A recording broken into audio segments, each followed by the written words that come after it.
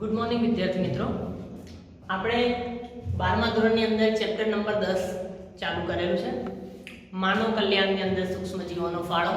બરાબર, આ એનો લેક્ચર નંબર 13 છે. બરાબર, આ લેક્ચરનો આપણો આજનો ટોપિક છે જૈવિક નિયંત્રકો તરીકે સૂક્ષ્મજીવોનો ફાળો. બરાબર, જૈવિક નિયંત્રકો તરીકે કઈ રીતે ઉપયોગમાં લેવામાં આવે છે. ગઈકાલ સુધી આપણે એ વાત કરી હતી કે છેલ્લે સ્વીવેજ ટ્રીટમેન્ટ કે ગંદુ પાણી જે શહેરોમાંથી નગરોમાંથી નીકળે છે એને ચોખ્ખું કરીને નદી, તળાવ, સરોવર, ઝરણામાં નાખતા પહેલા કઈ કઈ સારવાર એને આપવામાં આવે પ્રાથમિક અને દ્વિતીયક એની વાત કરી. એમાં પણ લાસ્ટમાં આપણે એટલું જોયું હતું કે છેલ્લે આ પાણીની જ્યારે સારવાર કરવામાં આવે તો લાસ્ટમાં સૂક્ષ્મજીવો એમાંથી મિથેન, કાર્બન ડાયોક્સાઇડ અને ડાયહાઇડ્રોજન જેવા વાયુઓનું નિર્માણ કરે છે. બરાબર, એના આધારે ગ્રામ્ય વિસ્તારોમાં વધુ ને વધુ બાયોગેસ પ્લાન્ટનું નિર્માણ થઈ રહ્યું છે. બરાબર, અને બાયોગેસ પ્લાન્ટમાંથી જે વધારાના અવશેષો તરીકે સડેલો કચરો નીકળે એનો કૃષિ ક્ષેત્રે ખાતર તરીકે પણ ઉપયોગ થાય છે. બરાબર, એ ટોપિકના સંદર્ભમાં આપણે વાત કરીશું જૈવિક નિયંત્રકો. જૈવિક નિયંત્રકો એટલે શું? બરાબર, તો જેમ કે આપણા ઘરમાં તમને નોર્મલી એક એક્ઝામ્પલ આપું. આપણા ઘરની અંદર કીડી, વંદા એવા કીટકો આવે.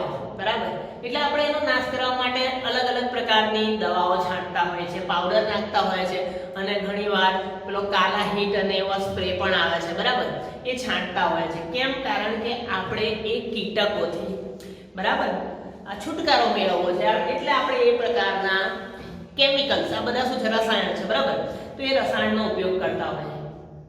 એવી રીતે તમે જુઓ તો અત્યારે સૌથી વધારે આ જે રસાયણો છે એનો ઉપયોગ ખેતીવાડીમાં થઈ રહ્યો છે. બરાબર, ખેતીવાડીની અંદર તમે જ્યારે પાકને ખેડૂતો દ્વારા રોપવામાં આવે ત્યારે એની અંદર નાની મોટી જીવાત, ઈયળો બરાબર વગેરે પાકને નુકસાન કરતા હોય એટલે ખેડૂતો પુષ્કળ પ્રમાણમાં યુરિયાનો ઉપયોગ કરતા હોય છે. અને યુરિયા જેવા બીજા ઘણા બધા કેમિકલ્સ છે, રસાયણો છે, એનો ઉપયોગ કરે જેનાથી એ કીટકો દ્વારા પાકને કોઈ પણ જાતનું નુકસાન થાય નહીં. બરાબર, આ વાત સાચી કે પાકને એનાથી કંઈ નુકસાન ન થાય. બરાબર, પણ આ યુરિયા કે જે પણ રસાયણ કે એ બધું છે એ ક્યાં મળે? જમીનમાં. એનાથી શું થાય? જમીનનું પ્રદૂષણ થાય અને આગળ જતા ધીરે ધીરે જમીન પોતાની ફળદ્રુપતા ગુમાવે અને આવનાર વર્ષોમાં એ જે ફળદ્રુપ જમીન હતી બરાબર એ ધીરે ધીરે એનો નાશ થઈ જાય. બરાબર, તો આ જૈવિક નિયંત્રકો ટોપિકને ઇન્ટ્રોડ્યુસ કરવાનું કામ શું કામ કરવું પડે છે? તો જૈવ પદ્ધતિ દ્વારા વનસ્પતિ રોગ અને ઉપદ્રવી જંતુનું નિયંત્રણ. બરાબર, એક જૈવિક પદ્ધતિ. જૈવિક એટલે જેમાં કોઈ પણ પ્રકારના રસાયણનો ઉપયોગ કરવામાં આવતો નથી. રસાયણના ઉપયોગ વગર વનસ્પતિના રોગને પણ દૂર કરવાના અને જે વનસ્પતિની અંદર રોગ કરવા માટે જવાબદાર જીવજંતુ, કીટક, ઈયળ હોય એને પણ દૂર કરવાનું કામ કરવાનું. બરાબર, કોઈ પણ જાતના રસાયણ વગર એને જૈવિક નિયંત્રકો કહેવાય. બરાબર, આ જૈવિક નિયંત્રકો શું છે? તો જૈવિક નિયંત્રકો એ પોતે એક પ્રકારના સૂક્ષ્મજીવો જ છે જે અન્ય સૂક્ષ્મજીવોને મારવાનું કામ કરે છે. બરાબર, પોતે સૂક્ષ્મજીવ જ છે ને અન્ય સૂક્ષ્મજીવને મારવાનું કામ કરે છે. જે વસ્તુ આપણે પ્રતિજૈવિક દ્રવ્ય એન્ટીબાયોટિકમાં ભણ્યા હતા, જેમ કે પેલી મોલ્ડ ગ્રો થઈ એટલે એને પેલા બેક્ટેરિયાને મારી દીધા હતા, સેમ વસ્તુ એવી જ છે.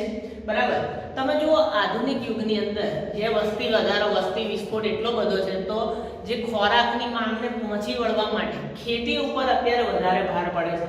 ખેતી પર ભાર વધારે પડે એટલે ખેતી માટે મહત્વના જે કારણો છે કીટનાશક અને જંતુનાશક એનો ઉપયોગ કરવામાં આવે. કીટનાશકને આપણે ઇન્સેક્ટિસાઇડ્સ કહીએ છીએ, જંતુનાશકને આપણે પેસ્ટિસાઇડ્સ કહીએ છીએ. આ ઇન્સેક્ટિસાઇડ્સ અને પેસ્ટિસાઇડ્સ આ બંને શું છે? એક પ્રકારના રસાયણ, કેમિકલ. પુષ્કળ પ્રમાણમાં રસાયણો પાક પર છાંટવામાં આવે. પાક પર છાંટવામાં આવે એટલે આ રસાયણો એ પાકની અંદર એની વિષારી અસર ઉત્પન્ન કરે છે. વિષારી અસર તો ઉત્પન્ન કરે, પાકને તો નુકસાન થાય, પણ જો એ પાકને મનુષ્ય, પ્રાણી કે પર્યાવરણની અંદર એટલે કે જમીન ને બધું આવી ગયું બરાબર એ બધા પર પણ એની ખૂબ જ ગંભીર અસર થાય, હાનિકારક અસર થાય. તમે વિચારો કેમિકલ વાળી વસ્તુ બરાબર એ આપણે મનુષ્ય ખાઈએ બરાબર, તો આપણા ડાયજેસ્ટિવ સિસ્ટમની અંદર પણ તકલીફ પડે. ટૂંકમાં આ બધું જે ઝેર છે કે જે પાકને બચાવવા માટે એના પર છાંટવામાં આવે છે, છેલ્લે તો એ બધું મનુષ્યના પેટમાં જ જાય છે બરાબર. એટલે એમ સારું લાગે બરાબર. અત્યારે તમે જોતા હશો કે સીઝન વગર ગમે તે ફળ આવી જાય, ફ્રૂટ આવી જાય, શાકભાજી આવી જાય બરાબર, એ પોસિબલ નથી બરાબર. એટલે મોટા ભાગે એમાં કેમિકલનો ઉપયોગ થતો હોય, જેમ કે કેળા પકાવવા માટે પણ થાય છે. સીઝન વગર કેરી ગમે ત્યારે મળી જાય બરાબર, એ બધું કેમિકલથી એને ટ્રીટ કરવામાં આવે, જેની ઇનડિરેક્ટલી ગંભીર અસર કોના પર પડે છે? મનુષ્ય પર અથવા તો એના પર જીવતા સજીવો પર પડે બરાબર.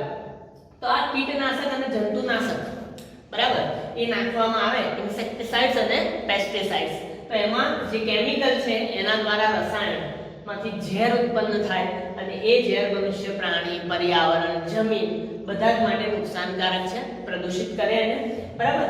એવી જ એક બીજી સમસ્યા ખેતીની અંદર છે નિંદણ, એટલે પાકની સાથે ઉગી નીકળતી બિનજરૂરી વનસ્પતિ બરાબર. પાકની સાથે ઉગી નીકળતી બિનજરૂરી વનસ્પતિ જેને દૂર કરવી ખૂબ જ આવશ્યક છે. કેમ?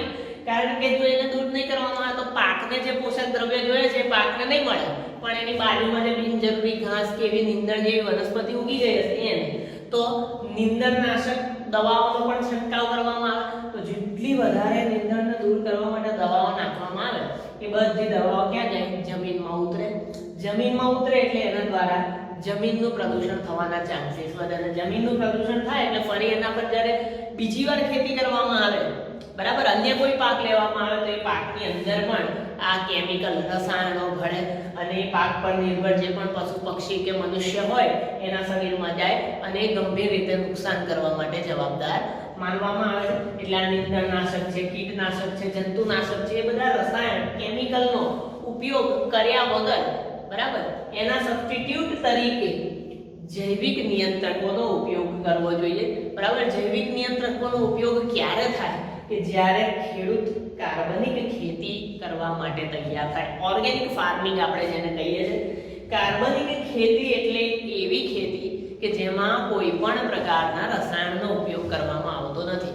રસાયણનો ઉપયોગ કર્યા વગર કરવામાં આવતી ખેતીને આપણે કાર્બનિક ખેતી તરીકે કહીએ છીએ બરાબર. અને આ બધી વસ્તુથી છુટકારો મેળવવાનો એકમાત્ર ચાવી છે કાર્બનિક ખેતી. કાર્બનિક ખેતી કરવામાં આવે તો જ રસાયણનો ઉપયોગ દૂર થાય બરાબર.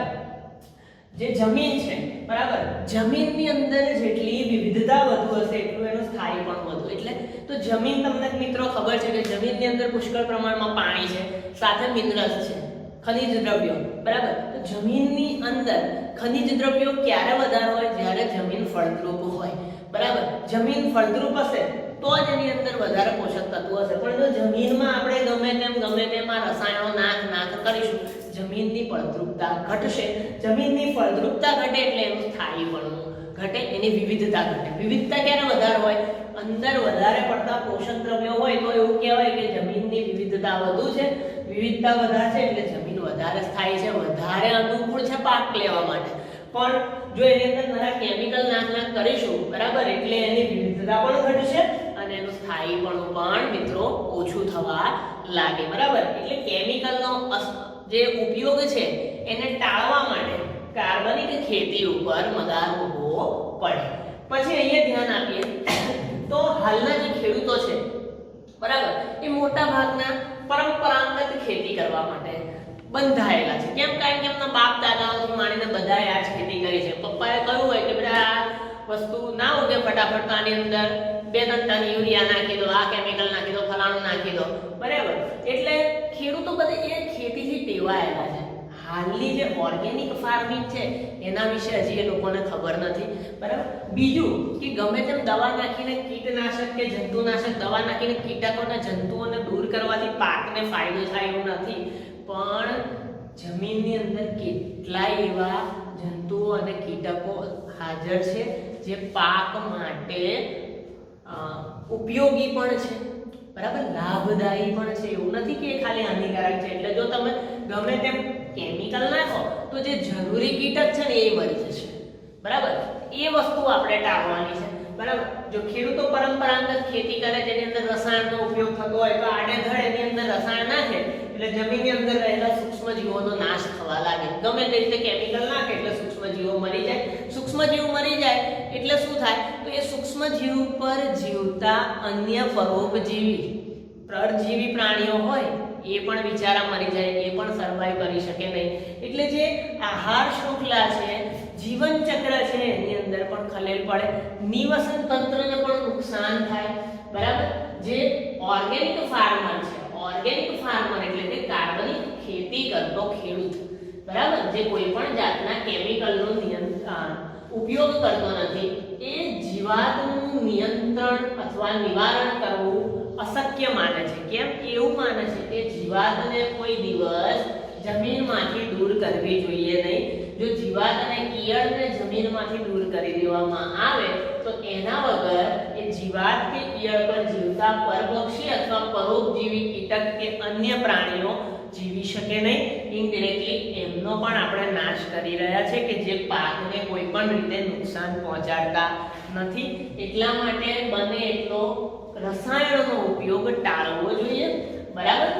આગળ વાત કરીએ આપણે તો જૈવ કૃષિના પ્રસાર થકી ભિન્ન જીવંત સ્વરૂપો ખેતરમાં વસે છે. જો આપણે ઓર્ગેનિક ફાર્મિંગ કરીશું, કાર્બનિક ખેતી કરીશું કે જેની અંદર રસાયણનો ઉપયોગ નથી થતો, તો રસાયણનો ઉપયોગ નહીં થાય તો એના લીધે શું થશે?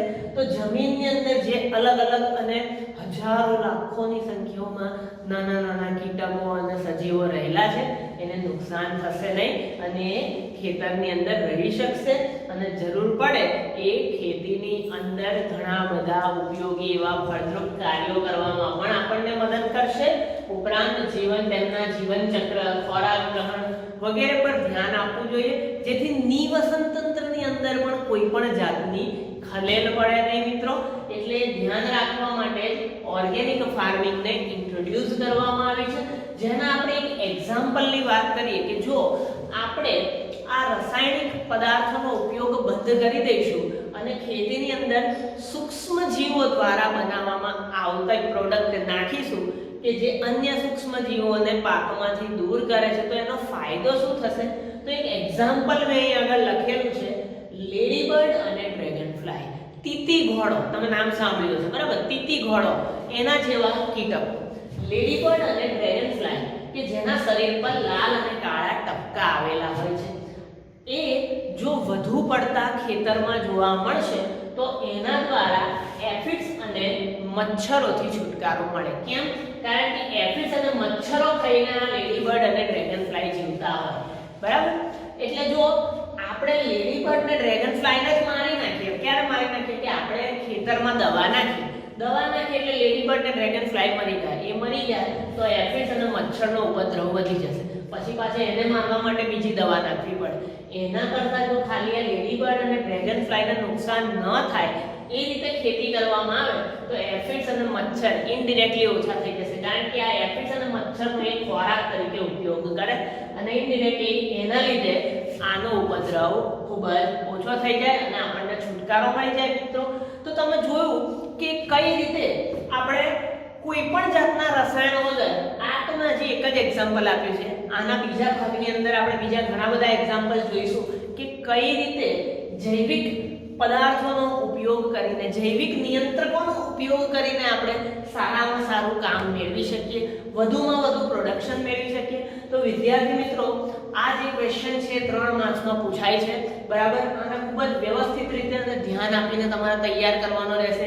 એના મુખ્ય પોઈન્ટની અંદર તમારે કીટનાશક, જંતુનાશક, નીંદણનાશક આ 3 ખાસ દર્શાવવા, કાર્બનિક ખેતીનો ઉલ્લેખ કરવો ક્વેશ્ચનની અંદર, ત્યાર પછી પરંપરાગત ખેતીની વાત કરવી અને લાસ્ટમાં તમારે આ એક એક્ઝામ્પલ દર્શાવવાનું આવશે. બાકીના જે પણ વધુ એક્ઝામ્પલ છે, બરાબર, એ આની પછીના ભાગમાં આપણે વાત કરીશું. તથા કાર્બનિક ખેતીનું મહત્વ સમજાયા પછી જૈવિક નિયંત્રકો કે જે એક પ્રકારના સૂક્ષ્મજીવો જ છે કે જેના દ્વારા જમીનની કોઈ પણ જાતની ફળદ્રુપતા ઓછી થતી નથી, એના ઉપર ખાસ ધ્યાન આપવું વિદ્યાર્થી મિત્રો. આના નોટ્સ વ્યવસ્થિત તમારે બનાવવાના રહે છે. નોલેજના વિદ્યાર્થીઓ મને આ ફોન નંબર પર WhatsApp કરીને આના વ્યવસ્થિત નોટ્સ મોકલી દેશે. જે વસ્તુ આપણે અહીં બોર્ડ પર કરાયેલી છે તમારે વર્ક એ રીતે જ કરવાનું છે. તો એકવાર એને ધ્યાનથી જોઈ લેજો. Thank you. તો વિદ્યાર્થી મિત્રો, આપણો જે ટોપિક ચાલી રહ્યો છે જૈવિક નિયંત્રકો. જૈવિક નિયંત્રકોમાં આપણે અત્યાર સુધી ઘણી બધી વાત કરી કે જેમ કે કઈ રીતે જૈવિક નિયંત્રકો કીટનાશક, પછી ફૂગનાશક, નીંદણનાશક વગેરેને દૂર કરવા માટે કેમિકલનો ઉપયોગ આપણે ટાળવો. એ ટાળીને આગળ આપણે ઓર્ગેનિક ફાર્મિંગ વિશે વાત કરી, પરંપરાગત ખેતી અને ખેડૂતો વિશે આપણે વાત કરી નાખી વિદ્યાર્થી મિત્રો.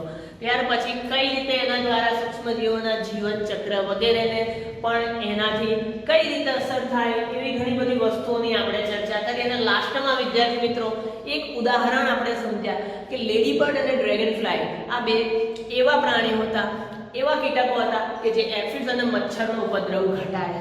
એટલે જો એને નહીં મારવામાં આવે તો ઇનડાયરેક્ટલી એફિડ અને મચ્છર ઘટી જ જવાના છે અને લેડીબર્ડ અને ડ્રેગન ફ્લાયથી પાકને કોઈ નુકસાન થતું નથી. રાઈટ. હવે એક વધારાનું એક્ઝામ્પલ સમજીએ, જેમ કે બેસિલસ thuringiensis. બેસિલસ thuringiensis એક પ્રકારના બેક્ટેરિયા છે જેને બીટી તરીકે પણ ઓળખવામાં આવે છે.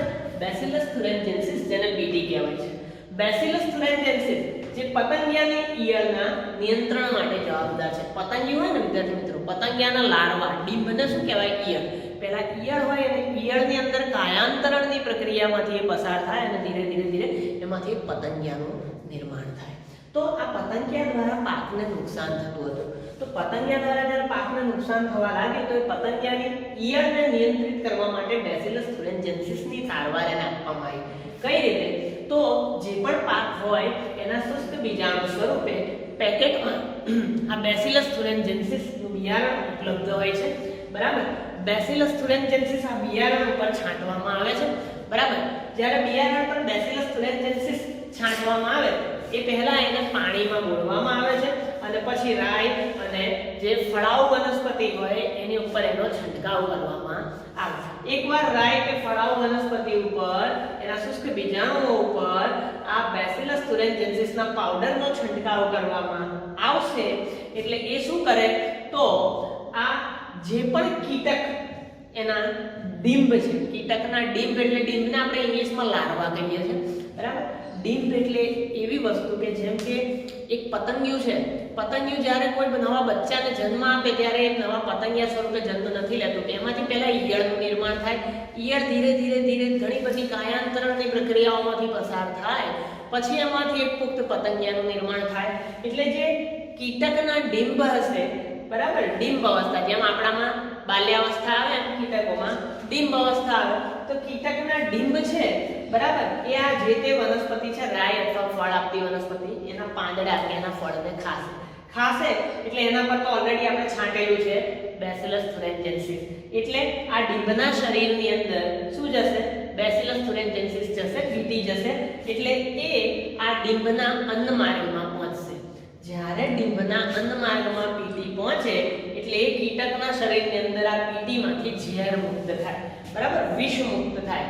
વિષ મુક્ત થાય એટલે જે તે કીટક કે ઈયળ, બરાબર, જે પાકને નુકસાન કરવા માટે જવાબદાર છે એ ધીરે ધીરે મરી જાય અને આ બીટી જે તે પાક, ફળ, રાઈ અથવા બિયારણમાં છાંટવાથી મનુષ્યને, પ્રાણીને કે અન્ય બીજા કોઈ પ્રાણી કે જે આ પાકને નુકસાન કરતા નથી એમના માટે વિષારી નથી. એ ફક્ત આ પાકને નુકસાન કરતી એવી ઈયળો માટે જ નુકસાનકારક છે. ઈયળો માટે ઝેર ઉત્પન્ન કરે, બાકી બીજા કોઈને કોઈ નુકસાન થતું નથી. જમીનમાં પણ કોઈ પણ જાતનું આમાંથી રસાયણ મુક્ત થતું નથી. જમીનમાં રસાયણ મુક્ત થતું નથી વિદ્યાર્થી મિત્રો, એટલે એવું કહેવાય કે જમીનનું પણ કોઈ પણ જાતનું પ્રદૂષણ થતું નથી. બરાબર. તે ફક્ત જીવાણુનો એક રોગ, બરાબર, જીવાણુ દ્વારા થતો રોગ, કેટરપિલર એક ઈયળનું નામ છે. બરાબર. જીવાણુ દ્વારા થતો એક રોગ કેટરપિલર નામની જે ઈયળ છે એને મારવા માટે જવાબદાર છે. બાકી અન્ય સજીવોને, અન્ય પ્રાણીઓને, અન્ય પક્ષીઓને કે જમીનને એનાથી કોઈ પણ જાતનું નુકસાન થતું નથી. તો જો કોઈ પણ જાતના રસાયણનો ઉપયોગ કર્યા વગર આપણે કેટલી સારી રીતે, બરાબર, પાકને નુકસાન કરતી ઈયળને દૂર કરી, જમીનની ફળદ્રુપતા પણ ઘટી નહીં, તો પછી શા માટે રસાયણનો ઉપયોગ કરવો? આવા જૈવિક નિયંત્રકનો જ ઉપયોગ કરવો જોઈએ ને વિદ્યાર્થી મિત્રો. આ એક આપણું બીજું એક્ઝામ્પલ હતું. બરાબર. પહેલું લેડીબર્ડ અને ડ્રેગન ફ્લાયનું હતું. બીજું હતું બેસિલસ thuringiensis અને આ કન્સેપ્ટથી બરાબર આમાં આપણને ખ્યાલ આવે કે કેટલું બધું ઉપયોગી છે. તો એના આધારે જે બેસિલસ thuringiensis છે બરાબર એને વનસ્પતિની અંદર દાખલ કરવામાં આવ્યો. વનસ્પતિની અંદર એટલે આ બેસિલસ thuringiensis નું એક જનીન લીધું અને જનીન ઇજનેરી વિદ્યા દ્વારા જે તે વનસ્પતિના બિયારણમાં દાખલ કરવામાં આવ્યું. જેનું આદર્શ ઉદાહરણ છે પીટી કોટન, જેને આપણે પીટી કપાસ તરીકે ઓળખીએ છીએ. બરાબર, કપાસની અંદર આ ઈયળોનો ઉપદ્રવ ખૂબ જ વધી ગયો હતો એટલે એને દૂર કરવા પીટી કોટન તૈયાર જ હવે તો આ બિયારણ મળે છે કે જ્યારે ઉગે એની ઓલરેડી એની અંદર પીટી બેસિલસ thuringiensis હોય જ અને એનાથી અન્ય વનસ્પતિ પ્રાણી જમીન એને કોઈ જ નુકસાન થતું નથી. ફક્ત આ પાકને નુકસાન કરવા માટે જવાબદાર એવા જે તે કીટકો છે ફક્ત એ જ એનાથી મરે અને ફળદ્રુપતાને પણ કોઈ અસર થાય નહીં. આ ઉપરાંત એક બીજું એક્ઝામ્પલ છે ટ્રાઇકોડર્મા નામની ફૂગ. બરાબર વિદ્યાર્થી મિત્રો, ટ્રાઇકોડર્મા એક ફૂગની પ્રજાતિ છે બરાબર જે પાકને રોગ થયો હોય તો રોગિષ્ટ પાકની સારવારમાં ઉપયોગમાં લેવામાં આવે છે. તો જો ફૂગ દ્વારા પાકનો રોગ દૂર કરવામાં આવે છે, જે પોતે એક મુક્તજીવી ફૂગ છે અને જે તે વનસ્પતિના મૂળમાં હાજર હોય અને મૂળમાં હાજર હોવાથી એ ધીરે ધીરે આખી વનસ્પતિને હીલ કરવાનું કામ કરે, વનસ્પતિને રિપેર કરવાનું કામ કરે, કોઈ પણ જાતના રસાયણ વગર. બરાબર, આ ઉપરાંત એક છે બકુલો વાયરસ. બરાબર, બકુલો વાયરસ એ કીટક અને સંધિપાદમાં રોગ માટે જવાબદાર છે. બરાબર, કીટક અને સંધિપાદ એટલે તમને ખબર હશે સાંધાવાળા ઉપાંગો ધરાવતા પ્રાણીઓનો વર્ગ જે વિશ્વમાં આવેલો સજીવ સૃષ્ટિમાં આવેલો સૌથી મોટામાં મોટો સમુદાય છે, પ્રાણી સમુદાય છે. તો બકુલો વાયરસથી કીટક અને સંધિપાદમાં રોગ થાય અને કીટક અને સંધિપાદ જ એવા છે કે જે પાકને નુકસાન કરે. બરાબર, તો એ બકુલા વાયરસનો સમાવેશ ન્યુક્લિયોપોલીહેડ્રા વાયરસની અંદર. બરાબર, ન્યુક્લિયોપોલીહેડ્રા વાયરસ આ એક સમૂહ છે વાયરસનો. આની અંદર બકુલો વાયરસનો સમાવેશ કરવામાં આવે છે. 1 માર્કનો વિદ્યાર્થી મિત્રો આ પ્રશ્ન પૂછાય એટલે ધ્યાન આપવાનું. બરાબર, તો આ બકુલો વાયરસ એક શ્રેષ્ઠ કીટકીય પ્રયોજન છે. કીટકને દૂર કરવા માટેની શ્રેષ્ઠ વસ્તુ. બરાબર, પાકની અંદર બકુલો વાયરસ છાંટવામાં આવે એટલે કીટક અને સંધિપાદના જે પ્રાણી હોય એને દૂર કરી દે. એને દૂર કરી દે તો પાકને નુકસાન નહીં થાય. પાકને નુકસાન નહીં થાય તો કોઈ પણ જાતના રસાયણ છાંટવા નહીં પડે. રસાયણ નહીં છાંટો તો કોઈ પણ જાતના પ્રાણીઓને નુકસાન નહીં થાય, વનસ્પતિને નુકસાન નહીં થાય, જમીનને નુકસાન નહીં થાય. ઇન્ડિરેક્ટલી આ બકુલો વાયરસ છે, ટ્રાઇકોડર્મા ફૂગ છે, બેસિલસ thuringiensis છે, એક પ્રકારના શું થયા જૈવિક નિયંત્રકો કહેવાય. બરાબર, તેઓ વનસ્પતિ, સસ્તન, વિહંગ, માછલી અને અન્ય કીટક પર કોઈ પણ જાતની નકારાત્મક અસર કરતા નથી. એટલે કદાચ આપણને એવો ખ્યાલ આવે કે ચલો બકુલો વાયરસ છે તો આ વાયરસ તમે વનસ્પતિમાં નાખો ને પછી એ વનસ્પતિ આપણે ખાઈએ તો આપણા શરીરમાં વાયરસ ના જાય. આપણા શરીરમાં જાય બકુલો વાયરસ, પણ એનાથી સસ્તન, વિહંગ, માછલી કે અન્ય કીટક એવા કોઈ પણ પ્રાણી સમુદાયને કોઈ પણ રીતે નુકસાન થતું નથી. એનાથી ફક્ત કીટક અને સંધિપાદને નુકસાન થાય છે અને ઈઝીલી એ પ્રજાતિની જે પણ ઈયળ કે કીટકો પાકને નુકસાન કરવા માટે જવાબદાર છે એનું નિયંત્રણ થઈ જાય. તો વિદ્યાર્થી મિત્રો, આપણે આ લેક્ચરમાં કેટલું સારી રીતે સમજ્યા કે કોઈ પણ જાતના રસાયણનો ઉપયોગ વગર આપણે પાકને નુકસાન કરતા એવા તમામ પ્રકારના જે કીટકો છે એનું નિયંત્રણ કરી શકીએ છીએ. તો પછી શા માટે આપણે રસાયણો કે કેમિકલનો ઉપયોગ કરવો જોઈએ? બરાબર, તો આ કેમિકલનો એક સરસ આ સબસ્ટિટ્યુટ છે જેને આપણે જૈવિક નિયંત્રક કરી શકીએ છીએ. આ જૈવિક નિયંત્રકનો ટોપિક આપણે અહીં પૂર્ણ કરીએ છીએ. આની અંદર લગભગ પરીક્ષામાં પૂછાતા એવા તમામ પ્રશ્નોને આવરી લીધા છે. આ સિવાય તમારે બીજું કંઈ તૈયાર કરવાની જરૂર પણ નથી. બરાબર, અને નોલેજના વિદ્યાર્થી મિત્રો મને આ ફોન નંબર ઉપર આના તમામ નોટ્સ સેન્ડ કરી દેશે. વ્યવસ્થિત રીતે આને લખવાનું છે. બરાબર, આજનું કાર્ય બની શકે તો આજે જ કરવાનું, જેથી આપણે વધારે વર્કલોડ પણ રહે નહીં અને આના નોટ્સ ખૂબ જ સરસ અને વ્યવસ્થિત તૈયાર કરજો. Thank you.